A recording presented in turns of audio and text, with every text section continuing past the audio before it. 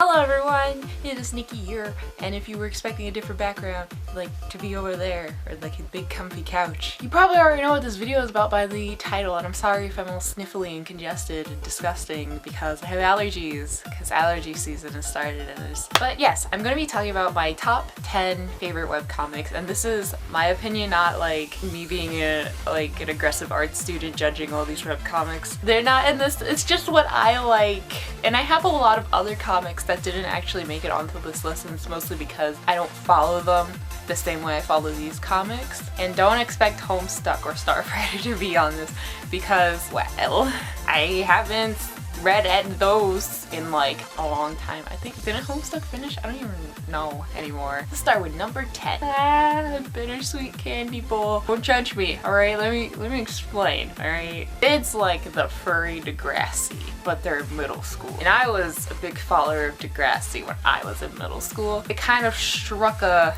chord with me. Really grown to be a guilty pleasure for me because I don't remember when I found this comic. It was probably in middle school, honestly. But I found it before it started like becoming serious.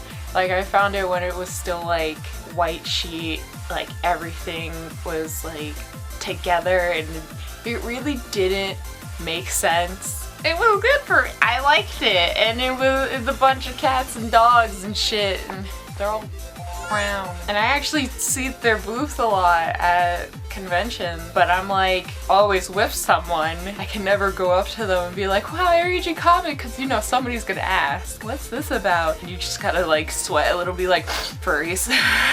But I mean, it talks about a lot of like kids growing up in general, like a lot of problems they would face within school, and it, you know, it talks about a lot of heavy subjects, but I really like it. I think this is cool. And number 9, Go Get a Roomie. Now, past the furries. You know, while I was thinking about what I was trying to like think about this comic, like what is this comic about without reading the about section, I compared it to Ken Hina. If Hinata was a hippie that just lived their life and had sex with like pretty much everyone, and just happened to try to have sex with Kenma, and Kenma's like, no. And they kind of just like grow to like love each other instead of like just having that sexual relationship. It's hard to explain, you kind of just have to read it. It's a really long comic, especially now. I have a hard time keeping up with it sometimes, but when I do, I'm usually just like, I want another one. I like having like a lot of pages to read, especially if it's interesting. So pure, but yet it's NSFW like half of the time because there's boobies everywhere, and you know how people get about boobies in America. I like looking at the boobies, so it's fine with me. But I mean, don't read it at work. If your boss isn't okay with looking at the boobies, especially if it's supposed to be working. Number 8, The Fox Sister. Now this comic is actually kind of dead right now. It makes me sad because every time I go back to it, it's still on the same page that it has been for like a year. It's so cute. I mean, not this comic. This comic can actually get kind of like gory and bloody sometimes because of the cameo and like what it's doing. I love it so much. Like the art style is like very like realistic, pertaining to like which race they're doing. And there's a cute little puppy. How could you not want to watch the puppy or read the puppy? But I really like it. I really like the art style. It's pretty. It's really flowy. It's either dead or it's been put on hold because the creators are doing different, bigger projects that I guess would be more beneficial than The Fox Sister. But I really want to know how it ends, really, because they're like this close to like finding them. But yeah, definitely check it out if you are okay with not getting an ending right now or ever. Number 7, Cucumber Quest. This one is probably like the most popular one that it's on this list in general if you're like big on like Tumblr or like voice acting or whatever, because I think everybody knows about Jelly Apocalypse's like dub of Cucumber Quest. I don't watch it because I want to read it for myself, really. I like making my own stupid voices when I read Cucumber Quest because it's really funny. But I mean, yeah, it has bunnies with food bunnies. Going on an adventure, they're doing things, on a quest, obviously. And the art style is really cute. It was definitely an inspiration of mine, like this artist, when I was in high school. Yeah, go read it if you like bunnies doing things that's not dirty. Number 6, Alice in the Nightmare. Now, Alice in the Nightmare is a comic based off of Alice in Wonderland, if you did not know this, but still has its own like lore. I really like that. Like, it's not like, oh, this girl fell asleep, or like she fell down a hole or whatever, she's in a rabbit. No, like she's like, this has its own history and like shit that's going down, but still loosely inspired by Alice in Wonderland, like character wise and like setting and shit, you know. It's real cool and I like it. It was so good. I like it, and it was very pretty. And I actually been following this comic since it came out. Number 5, Satan and Me. Did see that one coming. I think this one's also, like, it's not popular, but it definitely has its own fandom on Tumblr. And it's basically a meme about summoning Satan through, like, periods. The URL is called This Is Kinda Gross, which it is kinda gross. Because it's literally, she summoned Satan because of her period. But I mean, if you're not a puss wuss, go read it. It's really good, actually. Number 4, It's Always Raining Here. It's really gay. It's a BL, and it follows 2 boys. One questioning his, that is my middle finger, I'm so sorry. One boy is questioning his homosexuality, and he just wants to try it out, really. And he's in college, and he's been like looking for a relationship, I guess, or he went after like the gayest kid in school. And the gayest kid in school getting over heartbreak from some guy who didn't like him or dumped him. It's real gay. So if you like that real gay and pain, because it's mostly pain until now. Now it's like okay.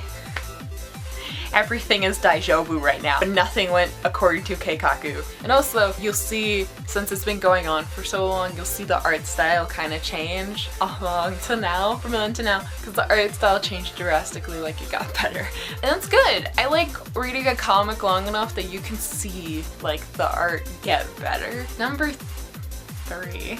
Solstoria. I spelled it wrong on my piece of paper. And this one is so magical. I love all these comics that are like magic based or like supernatural. This one's about like this girl's brother goes missing, and I think I need to reread it because I forgot everything that's gone down. And I actually started reading this one because a cosplayer that I look up to cosplayed from this comic, and I was like, I want to read that comic. This character's cute. Number 2, Endless Night. Don't judge it by its cover because you'll look at it and you'll be like, Nikki, why is this number 2 compared to like everything else she just listed? Why is this one number 2? I started reading this because somebody drew fan art, and apparently I was following the author and the artist. Somebody drew fan art of one of the characters. I thought it was Kenma.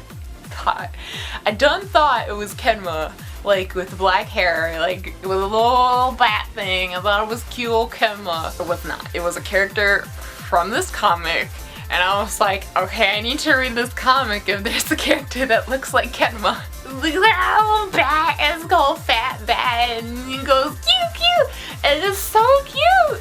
I need 20. I need 20 fat bats, but I'm like really tempted to cosplay. But it's basically about this girl's weird ass relationship with death. Shit's going down, and apparently there's an endless night, and she's gotta stop that. She's like the chosen one or some shit. It's so funny, like I always burst out laughing. If I burst out laughing when I read a comic, that's how you know that shit's good for me.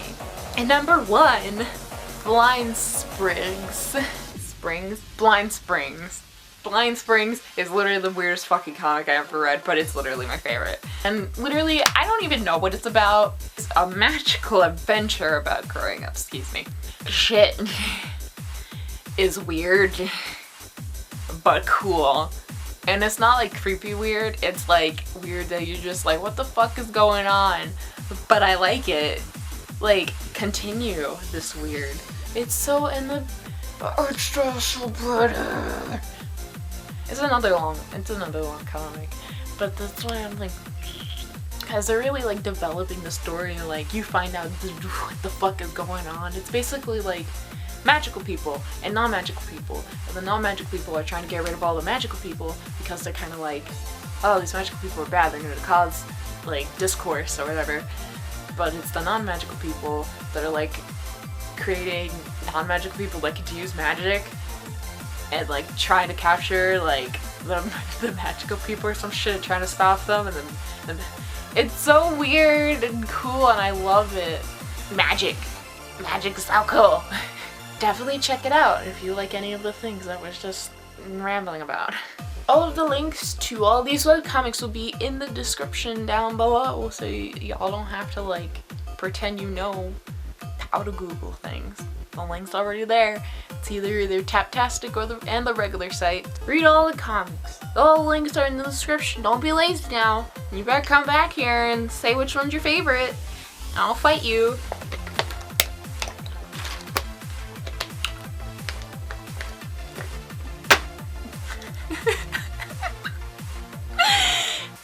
Okay, I'm gonna go now before I break something. I'll probably just read my webcomics. But yeah, definitely check out all of them and support the creators because, you know, they all are trying to make a living and they all probably have normal jobs too, which is preventing them from creating more. So if you support them through like Patreon or whatever, donations and stuff, they'll make more and stuff. Support the creators. It's so great. I love it so much. Definitely go check that out. Go check all these comic books.